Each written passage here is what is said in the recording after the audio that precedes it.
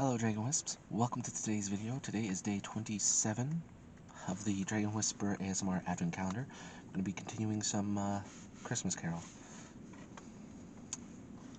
So we're continuing Stave 2.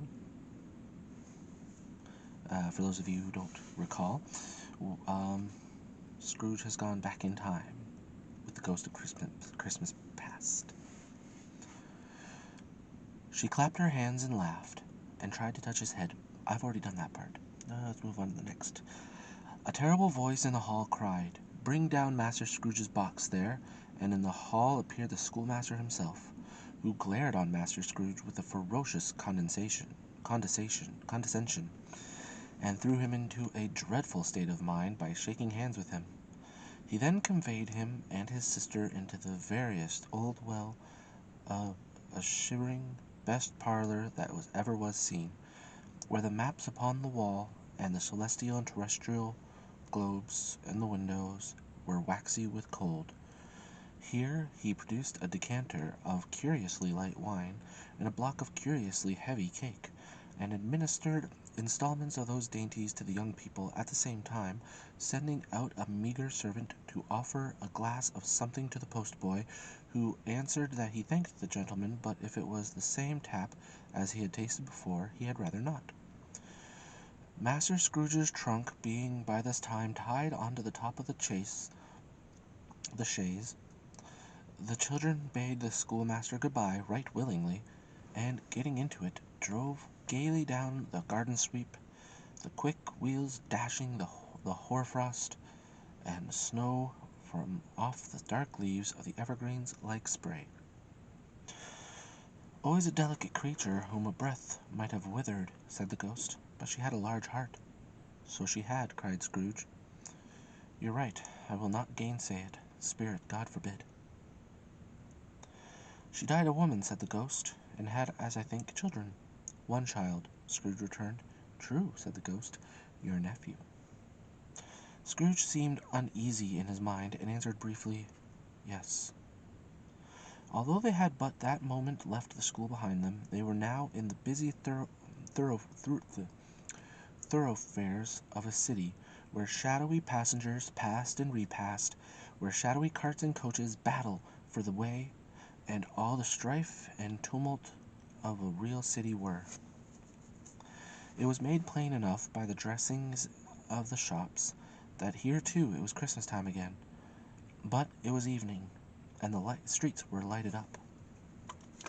The ghost stopped at a certain warehouse door, and asked Scrooge if he knew it. "Know it?" said Scrooge. "I was apprenticed here." They went in. At sight of an old gentleman in a Welsh wig, sitting behind such a huge desk that if he had been 2 inches taller he might have knocked his head against the ceiling, Scrooge cried in great excitement, "Why, it's old Fezziwig! Bless his heart, it's Fezziwig alive again!" Old Fezziwig laid down his pen and looked up at the clock, which pointed to the hour of 7.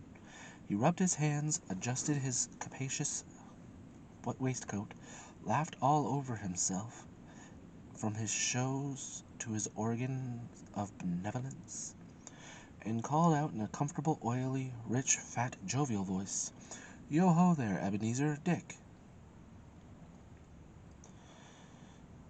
Scrooge's former self, now grown a young man, came briskly in, accompanied by his fellow prentice.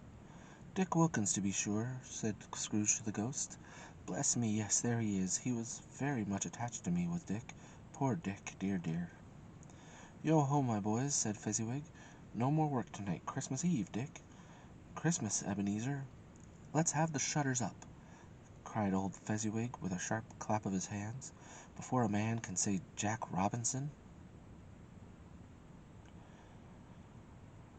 You wouldn't believe how those two fellows went at it. They charged into the street with the shutters, 1, 2, 3, had them up in their places, 4, 5, 6, barred them and pinned them, 7, 8, 9, and came back before you have got to 12, panting like racehorses. "Hilly-ho!" cried old Fezziwig, stepping down from the high desk with wonderful agility. "Clear away, my lads, and let's have lots of room here. Hilly-ho, Dick! Cheer up, Ebenezer!" clear away. There was nothing they wouldn't have cleared away, or couldn't have cleared away, with old Fezziwig looking on. It was done in a minute. Every movable was packed off, as if it were dismissed from public life for evermore. The floor was swept and watered, the lamps were trimmed, fuel was heaped upon the fire, and the warehouse was as snug and warm and dry and bright a ballroom as you would desire to see upon a winter's night. In came a fiddler with a music book, and went up to the lofty desk, and made an orchestra of it, and tuned like 50 stomach aches. In came Mrs. Fezziwig, one vast substantial smile. In came the 3 Miss Fezziwigs, beaming and lovable. In came the 6 young followers, whose hearts they broke. In came all the young men and women employed in the business. In came the housemaid with her cousin, the baker. In came the cook with her brother's particular friend, the milkman. In came the boy from over the way, who was suspected of not having board enough from his master, trying to hide himself behind the girl from next door but one, who was proved to have had her ears pulled by her mistress. In they all came, one after another, some shyly, some boldly, some gracefully, some awkwardly, some pushing, some pulling, and they all came, anyhow and everyhow. Away they all went, 20 couples at once, hands half round and back again the other way, down the middle and up again, round and round in various stages of affectionate grouping, old top couple always turning up in the wrong place, new top couple starting off again, and as soon as they got there, all top couples at last, and not a bottom one to help them. When this result was brought about, old Fezziwig, clapping his hands to stop the dance, cried out, "Well done!" and the fiddler plunged his hot face into a pot of porter, especially provided for that purpose.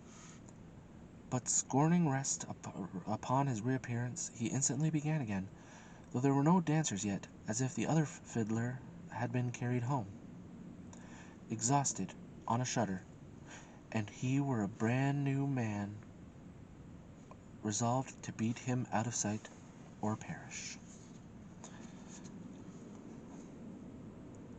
I'm going to end it there, and I hope you join me again tomorrow. But until then, thank you for joining me, and as always, have a peaceful day. Bye.